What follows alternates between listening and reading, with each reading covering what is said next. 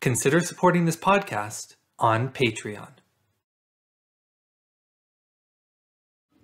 On this episode of the What is Asia podcast, I interview Haemin Jee, a Ph.D. candidate at Stanford University, to talk about China's social credit system.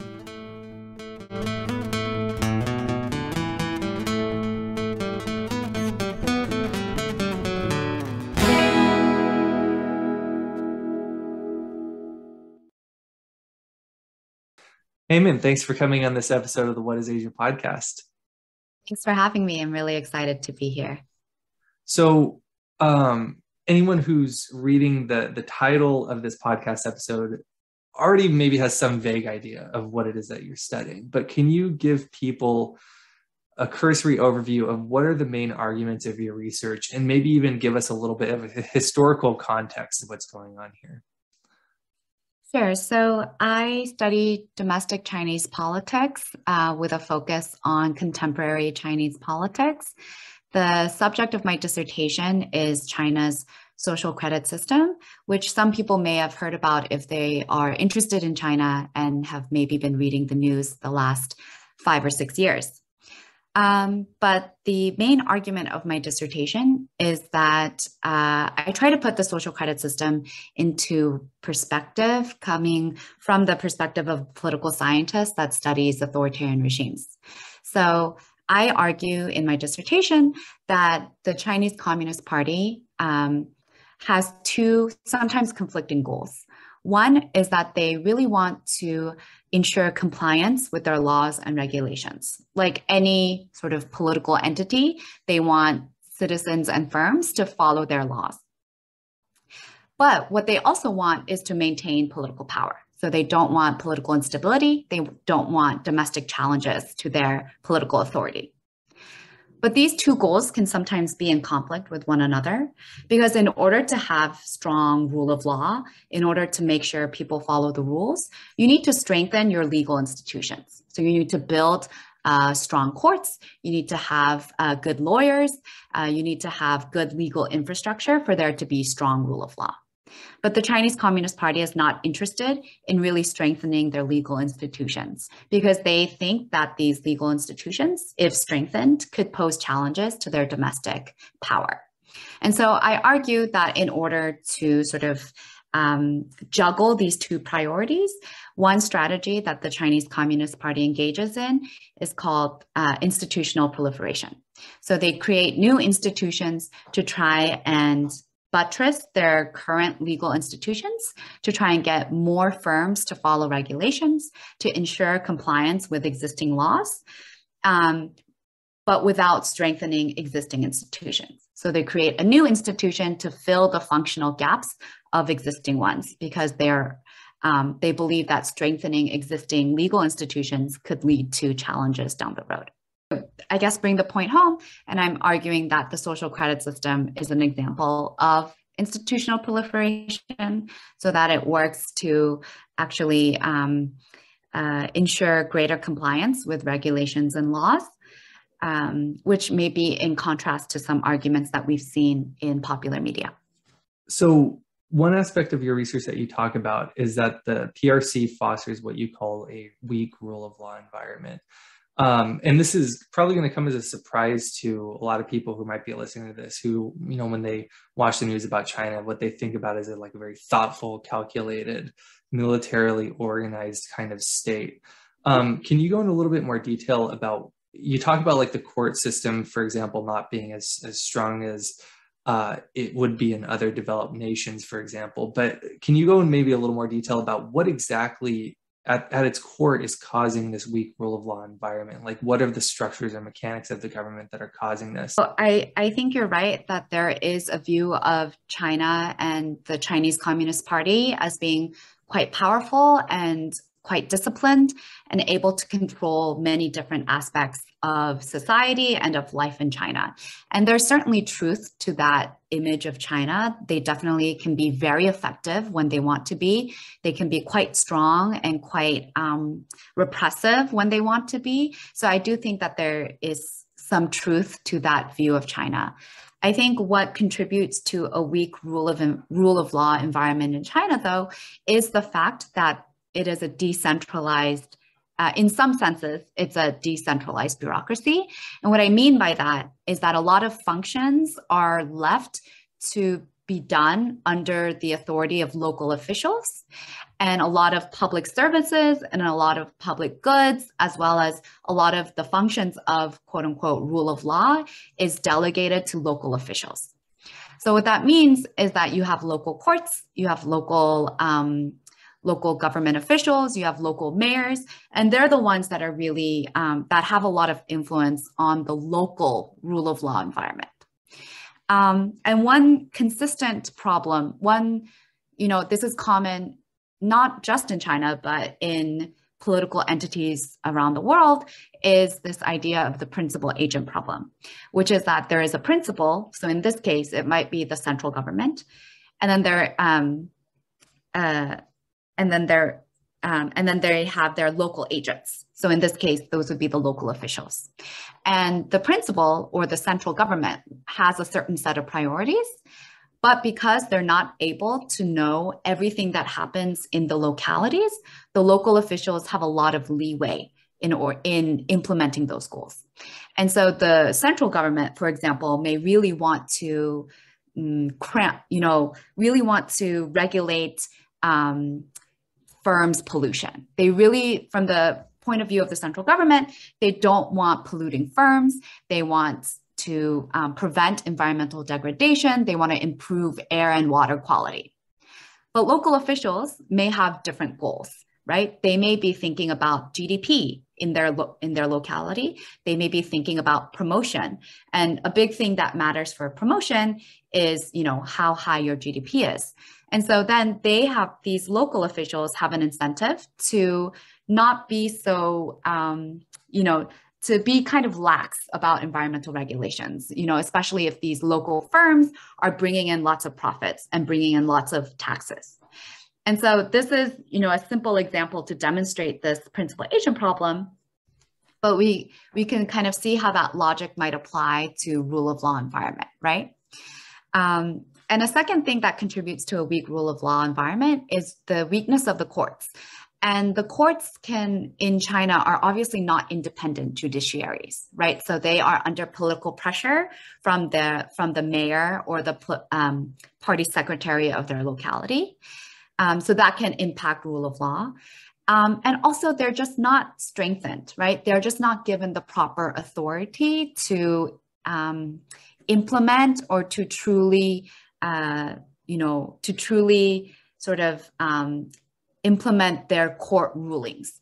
So they can say that, we want to fine this firm, or we want to, have these punishments in place for these firms, but really those kind of court rulings may not have a lot of teeth, especially if local officials don't want to implement those court rulings, or if the firms themselves believe that the punishments for misbehaving or the punishments for illegal behavior are, so low that they would rather pay those fines and continue engaging in illegal activity because it's much more profitable to them than, abiding by work safety regulations, for example.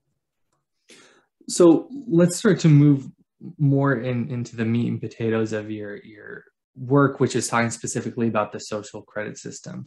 You talk about a few misconceptions about the system. I'm going to get to one now and then another one later. The first is that, and I quote from your materials that you sent me, the social credit system is not a national system, but is much more limited in scope. What is it that you mean when you say that? So I think one view of the social credit system is that there is some national credit scoring system or rating system, and that it covers sort of all citizens of China, that each citizen has this social credit rating.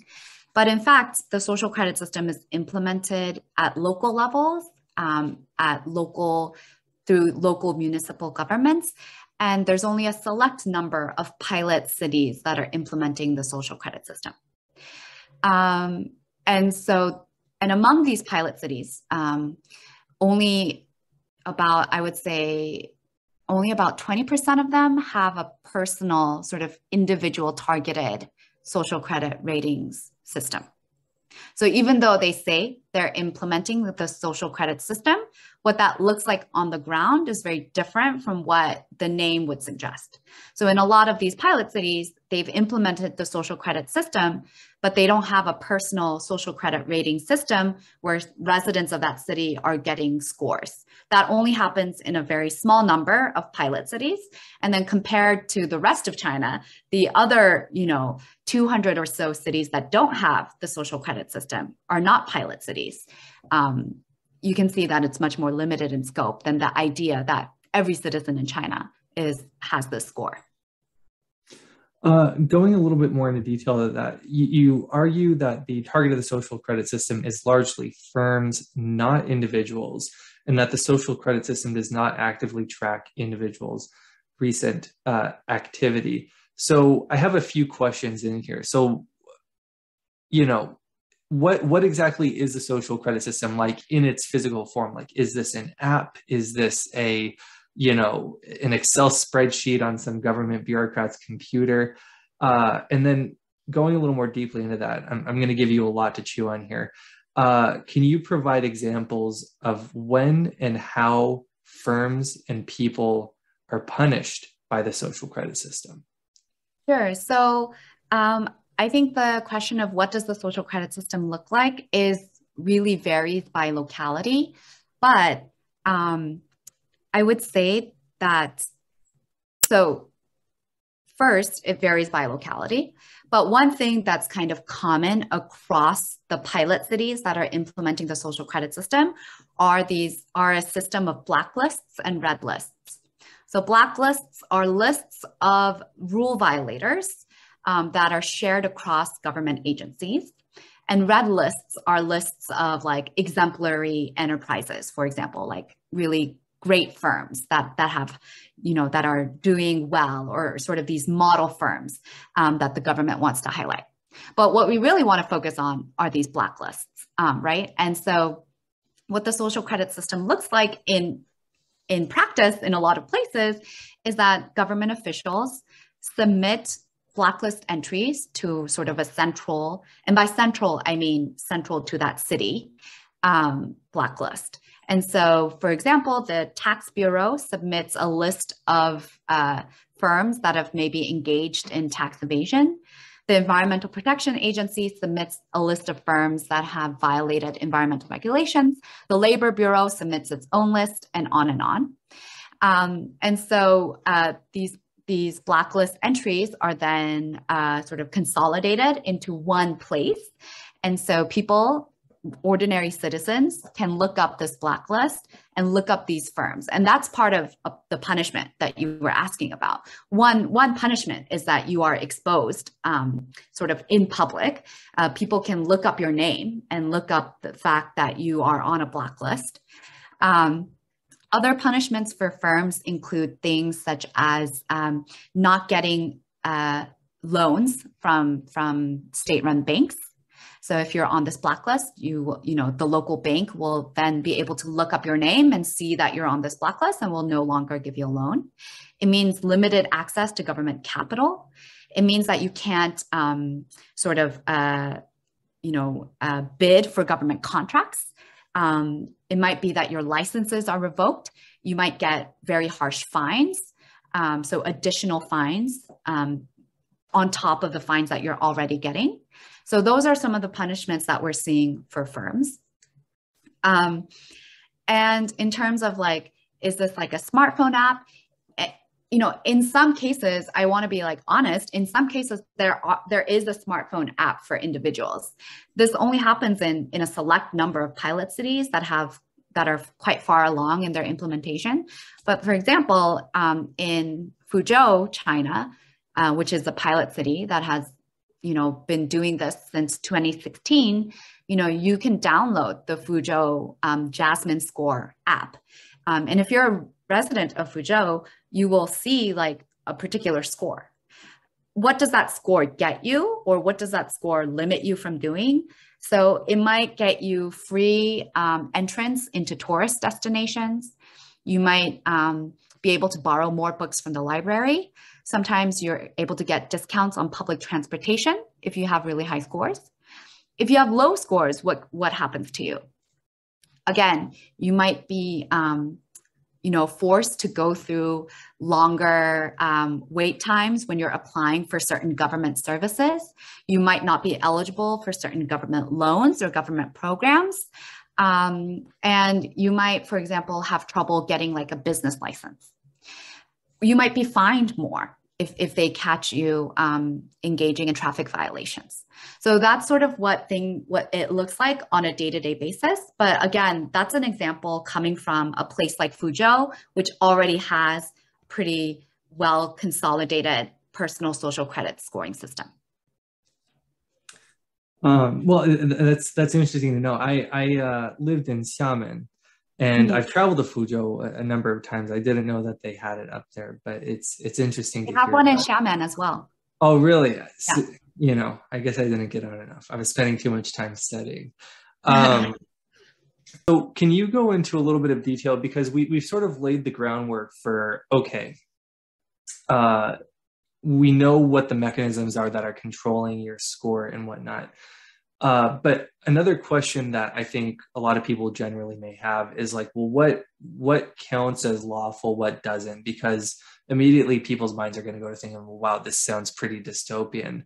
Is it the case that, if you're not so-called, hailing the greatness of the CCP, or if you're denouncing them online, that has an effect on your score? Is there some truth to that? And if there's truth to that, is it exaggerated, or is this something that is more fabricated? Sure. So for example, let's talk separately about firms and about individuals, because that, I think, distinction is quite important here. So let's say we're a firm. So what are the violations that these firms are getting punished for? So why are these firms ending up on the blacklist? So that's the major form of punishment that these firms are getting under the social credit system. So why do they end up on these blacklists? So I looked at blacklist entries from 4 pilot cities. And if we think about, I just simply looked at what is the most common reason why firms end up on the blacklist.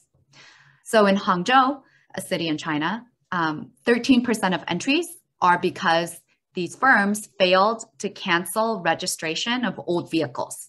So they're driving these old trucks that, you haven't canceled their registration or you haven't changed their registration status. 10% is because you didn't meet appropriate gas usage standards. 9% is because of contract disputes. So maybe you have a dispute with like a subcontractor. 7% is for falsifying tax invoices. So if you look at this list of violations, they have to do with market regulations and public safety regulations, right?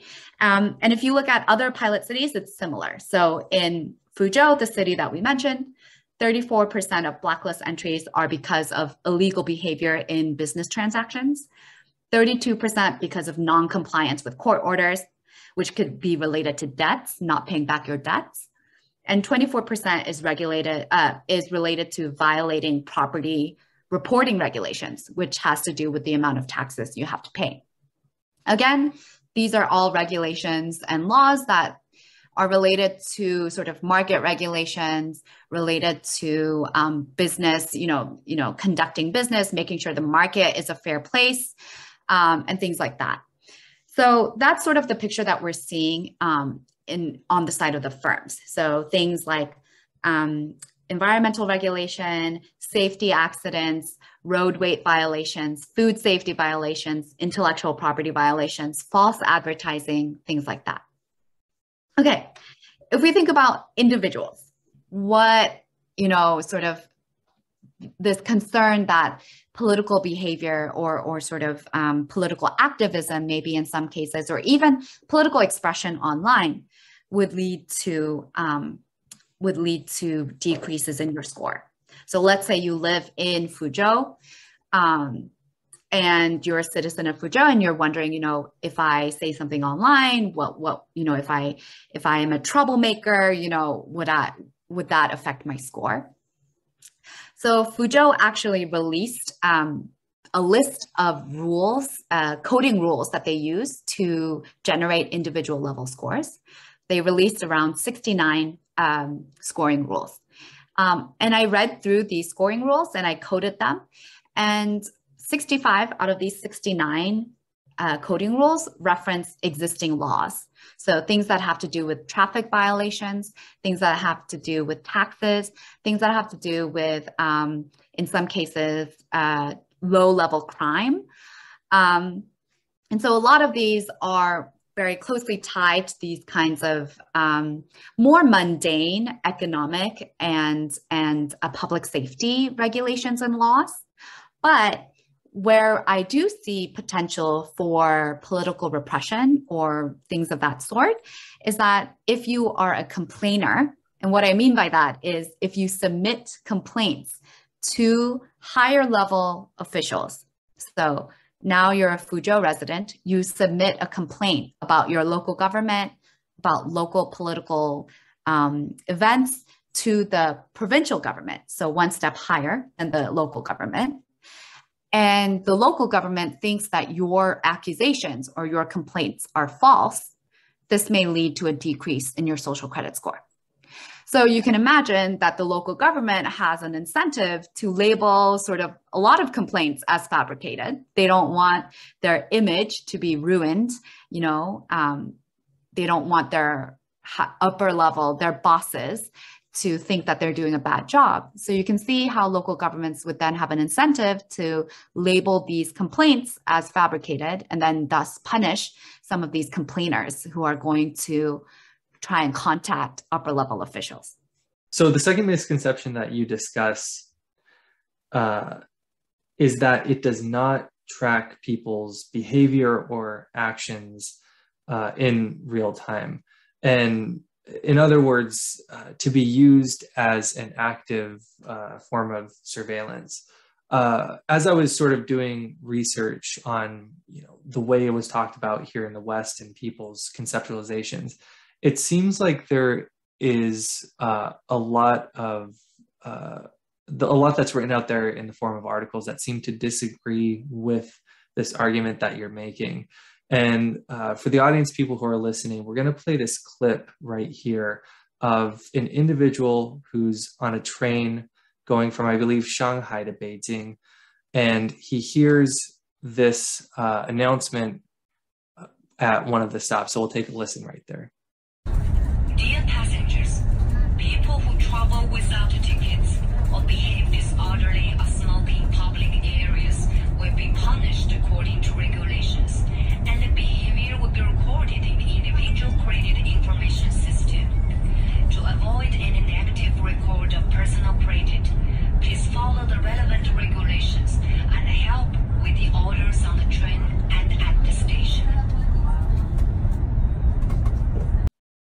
So, Haemin, with this video that we just heard in the announcement that this woman had just made over the intercom, it does seem like the actions that you're performing in real time are being recorded by government officials in real time that then affect your social credit score.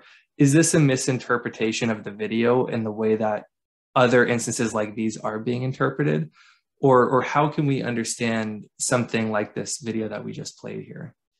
Sure. So, so this video is on a train, which is a very specific context. So the national the national organization that oversees flight and train travel in China, you know, in the US, we have a similar federal organization. They have their own blacklist, which I think that this recording is more closely tied to. It's similar to no-fly blacklists in the US that private firms like Delta may have. So if you are a passenger and you on a Delta flight and you've sort of misbehaved, you know, in sort of really extreme ways, maybe you were violent on a plane, or maybe you attacked your fellow passengers, or you attacked the stewardess or flight attendant on your plane. We've seen kind of instances of that happen in the COVID era. these plane companies have their own private blacklist in the US. And so they will bar these people from flying on Delta after that incident. So that's just a bit of context. This happens in the US. This happens, you know, private firms have these lists, right, of people that have behaved horrendously on their flights. Okay, if we're talking about China, China has these these national, organizations that govern sort of air and train travel in China.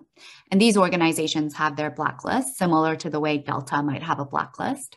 And so if you are misbehaving on a plane or on a train and, you know, committing certain things that are against their regulations, so that might include being violent towards your passengers or towards the flight or train attendants. It might be smoking on a plane or smoking on a train. It may relate to sort of these other regulations that relate to, you know, public safety, essentially, when you're flying or when you're taking a high-speed train. Then these individuals will end up on the blacklist of these you know, the aviation agency or the train agency, the national train agency, and they will be barred essentially from buying tickets, right? I think that's what the video is referring to, because there is no national, like I said before, there's no national social credit rating system. So if you are someone who lives in a village or a small town, you don't have a social credit rating score unless you live in a town that's a pilot city and has implemented it. But if you're living in a non-pilot city, which is the majority of Chinese cities, then you don't have a social credit rating score in which, you know, this behavior would then be entered into, right?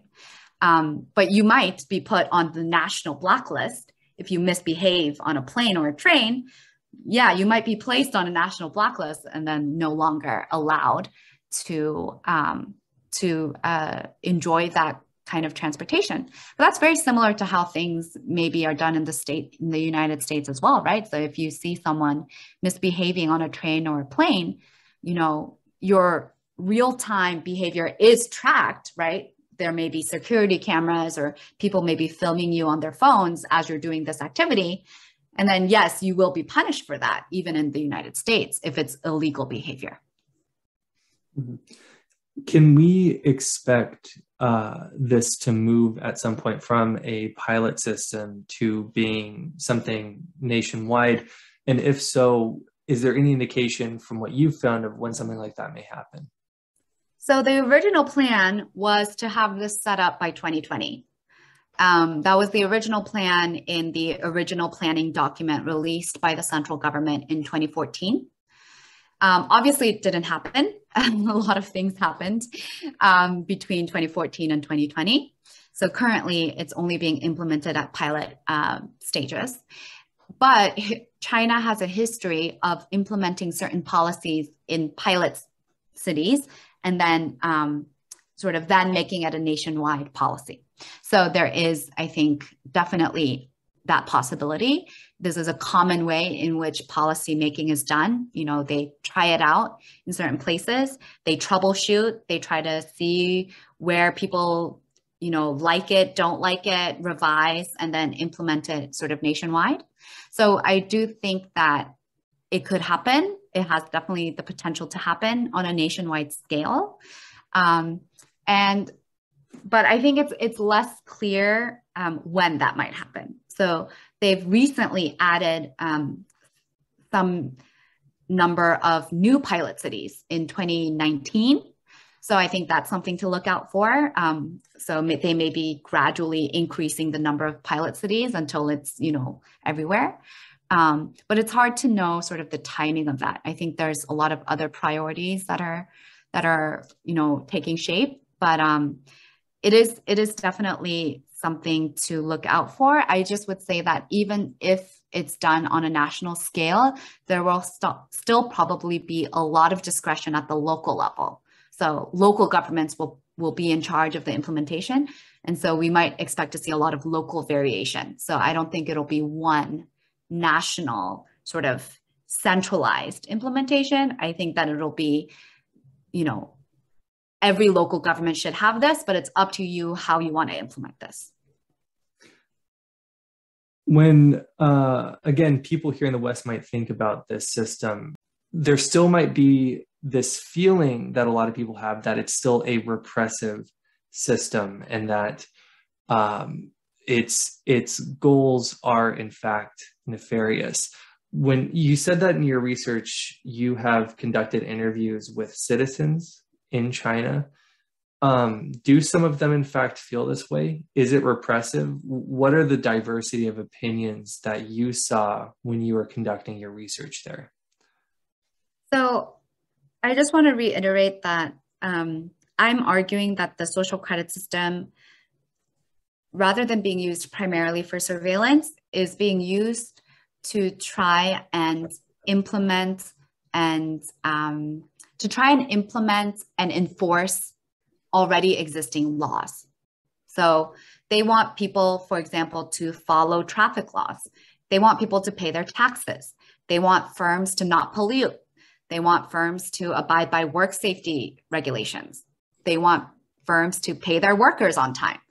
And a lot of firms and maybe some people would argue, just in general, there is misbehaving in terms of not following the existing laws and regulations. So China has a lot of laws and a lot of regulations, but it doesn't matter because nobody follows them.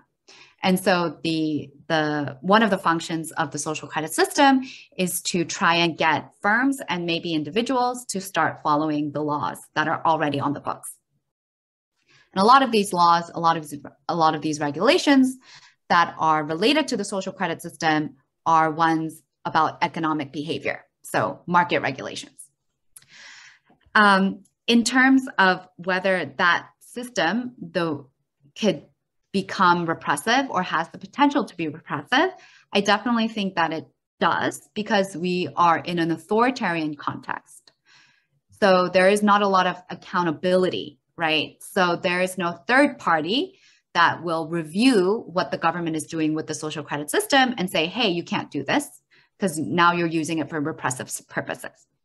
So it's still an authoritarian regime. So there's always the potential that it will turn repressive.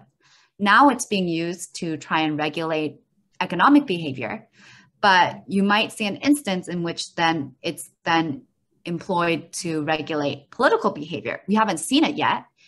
It would be a very big change from what they're doing now, but does it have the potential to be used in that way? Of course, it always does, because it's an authoritarian regime and there's no third-party accountability. And there's no way for people to get rid of the political regime if they don't like it. I was interviewing people, and I think, just to be transparent, the people that I was interviewing were highly educated, tech workers, lawyers, office workers. So people who are kind of, we might think as the elite of Chinese society.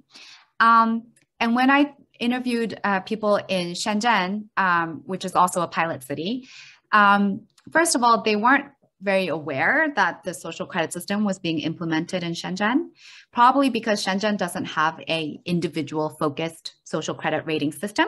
So it really wasn't relevant in their daily lives. But when I did bring it up and I told them, well, this is what the city government is doing, what do you think? A lot of them expressed support for the policy. And their reasoning was that Chinese society has a lot of problems. We can't trust a lot of companies. There's a lot of fake products out there. There's a lot of violations of rules and laws, people cutting in line, people not obeying traffic laws. And they were like, yeah, we do need a solution to these problems. And they believed that the government was sort of doing their job by trying to implement a policy that would try and solve these problems. And I also implemented a survey in Fuzhou, which is a pilot city, a city we've talked about a lot on this podcast, or in this episode. And I surveyed over 1,000 respondents in Fuzhou about the social credit system. I I didn't ask all respondents this question, but among the respondents that I asked, do you approve or disapprove of the social credit system? After I gave them information about what it was, more than 80% of the respondents who got that question supported or approved of the social credit system. So from the point of view of residents of a pilot city, who are actually living this reality day to day, there's not a lot of opposition to the social credit system. And, I think that has a couple of, that suggests a couple of things. One, it suggests that maybe it's not as salient in their minds. They don't really have a true opinion of it. They haven't really interacted with it, which is, interesting in its own right, that we think that the social credit system is this massive surveillance institution that's sort of tracking everyone's real-time behavior. If it really was that, people would know a lot more about it, and it would be a lot more salient, and there would be a lot more opposition to it. But that's not what we're seeing, right? So we're seeing that even in a place like Fuzhou, even in a place that's implemented it since 2016, that has a personal social credit rating system that not a lot of pilot cities do, there's a smartphone application. You can look up your social credit score. Even in this place, there is high approval of the social credit system. You could recommend, if someone's listening to this and they want to know more about it, if you could recommend one or two books or like a documentary or something that people can go to and learn more about this topic, what would be something that you would recommend? I think there's not currently, a lot of books on this topic because it's fairly a new policy. I think if people are really interested in what it's doing, I would recommend going to the China Law Translate website. This is a website that's run by a Yale law professor who translates a lot of Chinese legal documents into English. And there's a whole section on the social credit system there. And you can actually just look at the translations, look at the actual text of this policy and see the kinds of behaviors that firms are being punished for or individuals are being punished for. And I think that's sort of, going straight to the primary source or the primary text will actually be quite interesting for people. But yeah, that's what I would recommend. Great. Well, Haemin, thank you for coming on this episode of the What is Asia podcast. Yeah, thank you so much for having me. This was a lot of fun. And for those who want to see more content, you can go to the What is Asia podcast YouTube channel or nakotadefonsa.com. We'll see you in the next episode.